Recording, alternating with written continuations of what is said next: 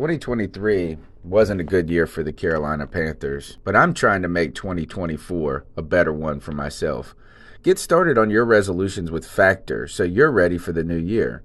Factor's ready-to-eat meal delivery takes the stress out of meal planning and sets you up for success in the new year. Skip the grocery stores, prep work, and cooking fatigue. Instead, get chef-crafted, dietitian-approved meals delivered right to your door.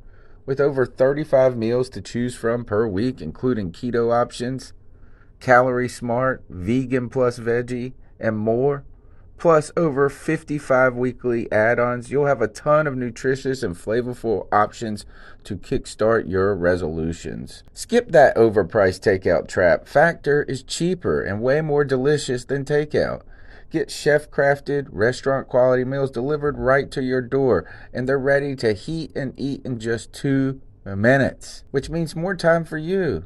Head to factormeals.com/C350 and use the promo code C350 to get 50% off. That's code C350 at factormeals.com/C350 to get 50% off. Can you talk specifically about the final drive? You guys moved the ball well. Probably one more first down, I would imagine you would have really liked to have to change the clock. It's a lot of things that we wish we would have done and had and wish and hope and whatever. Guys still got to do their job. We still got to move the football. We still need stops at the end of the day. So I take it personal that, here we are 3 weeks ago, and if somebody would have said this was going to happen, I would have slapped him, but things happen and nobody's going to feel sorry for us. We just making it, opening up a lot of hope for a lot of other teams that, we can't bear to allow happen. So, for us, we just got to turn the page and get ready for our next opponent. Wright said that he feels like this team has the potential to rip off 5 wins in a row. Man, we need 1 win. Let's just start with 1 win. 1 win. Everybody looking at the calendar and saying, "Oh, we can beat this team. We can beat that team. Oh, yeah, we played them at home." Man, look, we need 1 win, and we can start with that. We got a lot of capabilities and a lot of potential, but I've said it before: potential ain't never did us nothing, and did nobody know it. So. Cam Newton put it best after a disappointing home loss against the Seattle Seahawks. Hello, everybody. This is Joshua Shadowcat Outland here to bring you your C3 Carolina Cat Chronicles Week 13 Panthers at Buccaneers preview. I'm not even going to bother using the format of playing highlights this week because I don't think Panther fans want to hear it at this point. The Panthers have been in free fall since week 10 against the Pittsburgh Steelers. They lost their first game after a 3-game win streak, and no one could have predicted that would become a 3-game slide, seeing the Carolina Panthers go from a dominant 6-2 record, almost assured of a playoff berth, all the way down to 6-5, and now fighting for a wild card life. Not only are they fighting for a wild card life, unfortunately, the Carolina Panthers have been knocked from the number 5 seed all the way down to about the 8th seed. They are currently in the hunt, so to speak, and they definitely have to reel off some wins in a row to make that happen. I do want to go over a few things in the last week's game before we focus in on Panthers at Buccaneers. You can't really say that Cam Newton and the Carolina Panthers offense had a bad game. They actually had a pretty damn good game. As a matter of fact, the Carolina Panthers have set a record being the first team in NFL history to lose 3 straight games while having passer ratings over 100. Typically, if a quarterback has a passer rating of 100, 75% of the time, it is a victory. But the Carolina Panthers defense has just had massive collapses. You're going to see more of that coming up. Bank of America Stadium played host to the Carolina Panthers versus Seattle Seahawks game. The Panthers came in here at 6-4. Seattle came in at 5-5. Both teams, they knew that this was going to be an important game. The winner of this one would control a wild card spot in the NFC.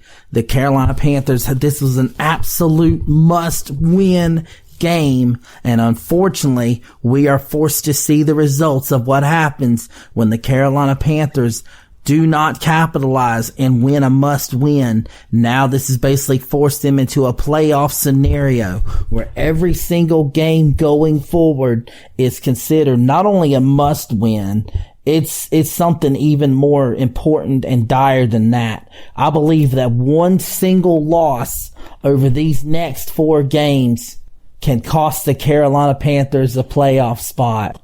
Alright, so let's go over some of the stats from this game here. Like I said, Cam Newton, the Carolina Panthers offense didn't have a bad game. Cam Newton went 25 of 30 for 256 yards, 2 touchdowns, and yes, 1 interception. The interception was a not well-advised throw he made in the middle of double coverage toward his tight end, Manhurts. Manhurts could have fought harder for the ball, of course, but it was unfortunately a bad decision. Cam Newton got a little bit greedy in the red zone, and that cost the Panthers at least 3 to 7 points. On the day, Cam Newton's rushing 8 attempts for 63 yards, and he had a long of 26 yards. Not bad on the ground as well. Christian McCaffrey took off rushing. He had 17 carries for 125 yards and a touchdown with a long of 59 yards. That 59-yard run being in the middle of the fourth quarter.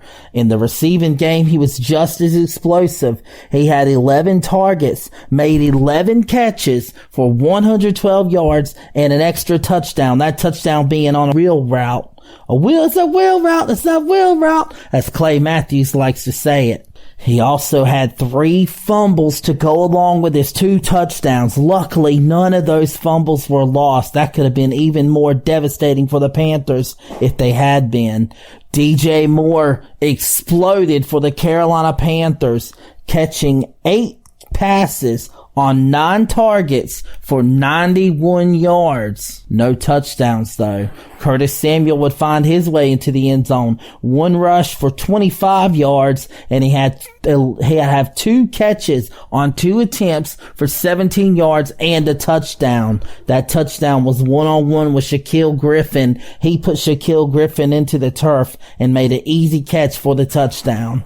Russell Wilson on the other side. He had 22 completions on 31 attempts for 339 yards and 2 touchdowns.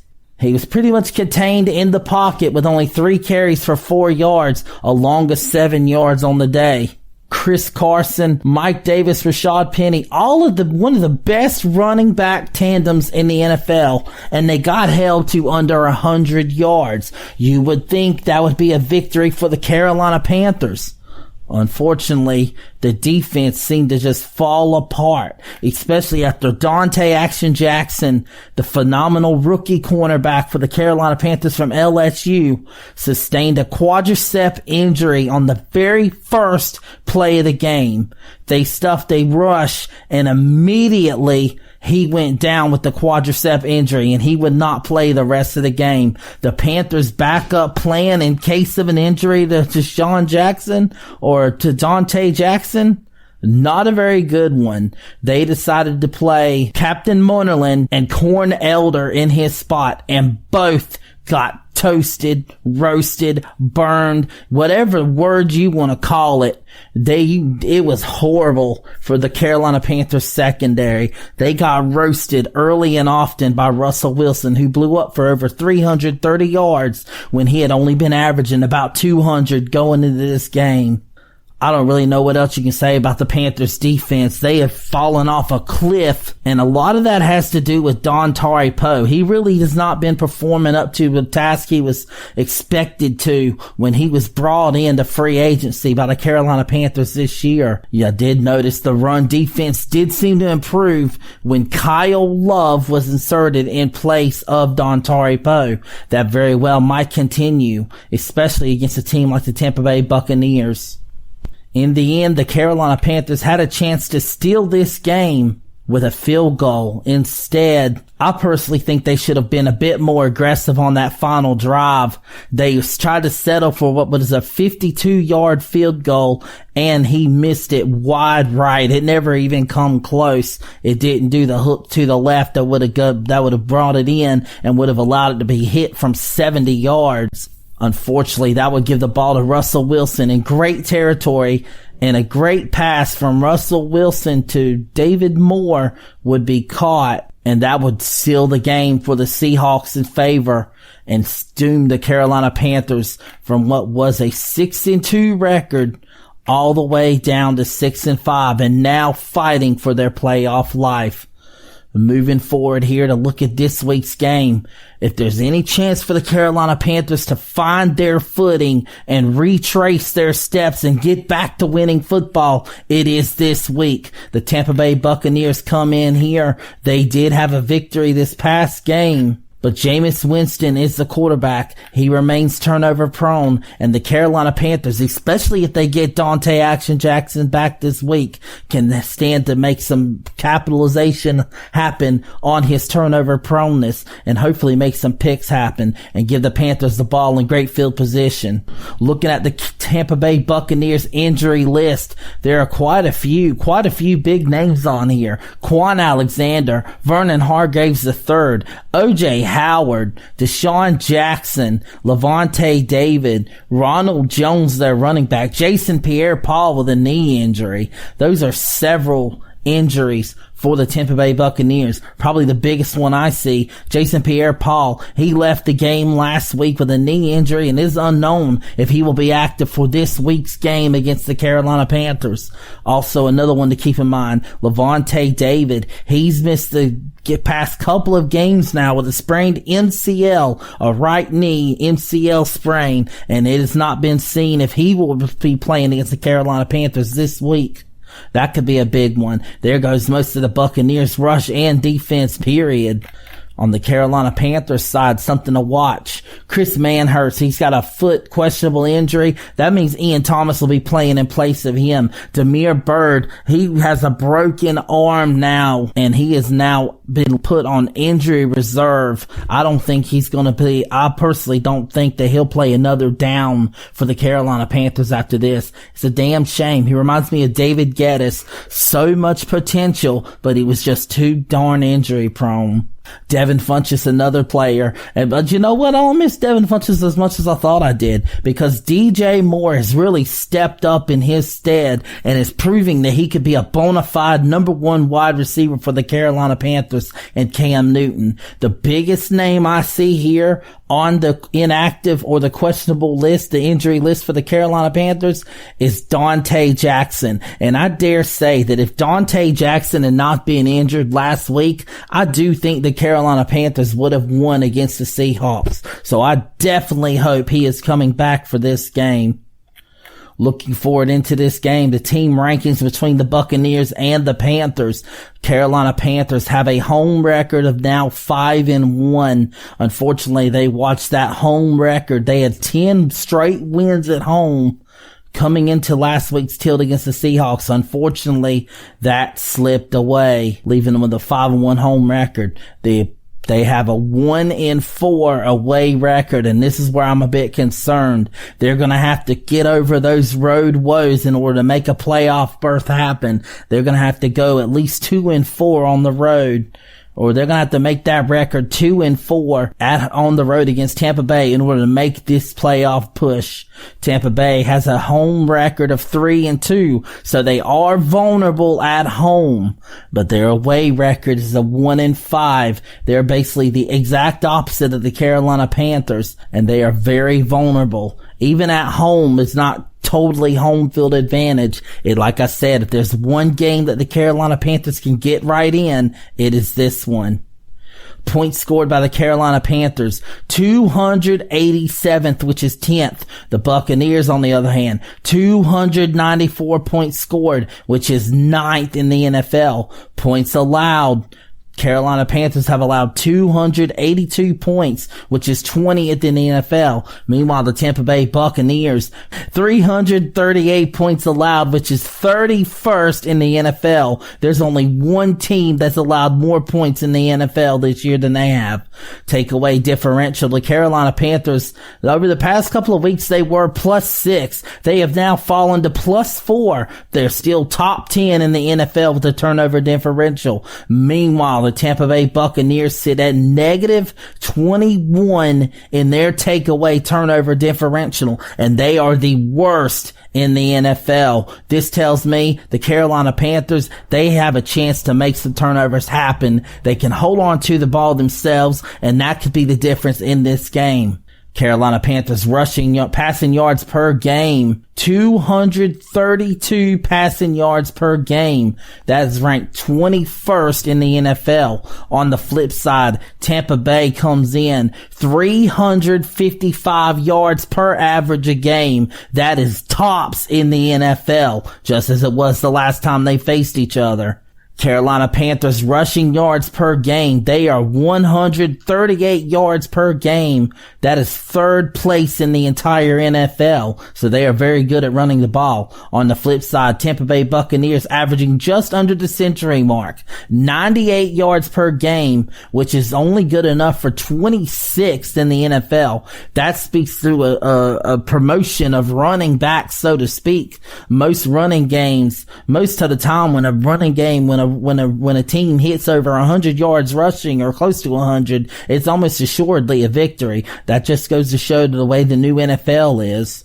For the defense, and this is where's the bugaboo of the Carolina Panthers. Defensive passing yards allowed per game, 260, which is 22nd in the NFL. Meanwhile, Tampa Bay, their passing defense is 274 yards per game, which is 27th. For the rush defense, the Carolina Panthers are not as bad as I thought they were, and I'm sure this past game has a lot to do with that. They averaged 96 yards per game allowed on defense, which is good enough for 6th in the entire NFL. Meanwhile, the Tampa Bay Buccaneers allow over 100 yards per game, 116 yards per game to be exact, which is good enough for 18th in the NFL. The last time these two teams met, November 4th, 2018, Carolina was coming in off of a win, and they had a close matchup throughout. They actually had a huge lead and watched it drain away. At one point, it was 35-7. That became 35-28 before the Carolina Panthers and Cam Newton especially would lead a drive to put the game away and make it 42-28 the final score. Hopefully Carolina Panthers fans can see a result similar to that. It cannot be said just how important this game is for the Carolina Panthers. It is just like last week, a must-win situation. They failed last week in a must-win situation in spite of their offense looking so good. This is the point in the season where now 1 or 2 more losses will doom the Carolina Panthers to miss the playoffs. And if that happens, if the Carolina Panthers go from 6-2 all the way down to missing the playoffs with anything worse than an 8-8, 9-7, 10-6 record, that could be major moves made in the front office. It could very well lead to a front office clean sweep by David Tepper. There's no telling whether general manager Marty Hurney will survive this sweep. It's almost assured that Ron Rivera will probably be eliminated from the Panthers at head coach position as well. Defensive coordinator Washington, he's already on the hot seat, and I wouldn't be shocked to see him get fired any day this week due to the ineptitude of the Carolina Panthers defense this year. Once again, this is even more important than a must-win situation. I can't even think of a word to emphasize how important this game is for the Carolina Panthers. It is basically at this point, do or die, win or go home. The Buccaneers are almost assuredly out of the playoff run. A Panthers victory here can totally knock them out of the playoff contention and keep the Carolina Panthers postseason hopes alive. From C3 Carolina Cat Chronicles, this has been Joshua the Shadow Cat Outland with your Tampa Bay Buccaneers versus Carolina Panthers Week 13 preview. Thank you for tuning in. Looking for a fun way to win up to 25 times your money this basketball season? Test your skills on Prize Picks, the most exciting way to play daily fantasy sports. Just select 2 or more players, pick more or less on their projected stats, and place your entry. You can turn $10 into $250. Right now, Prize Picks will match your first deposit up to $100. Just visit prizepicks.com/fan and use code FAN. That's code FAN at prizepicks.com/fan. Must be present in certain states. Visit prizepicks.com for restrictions and details.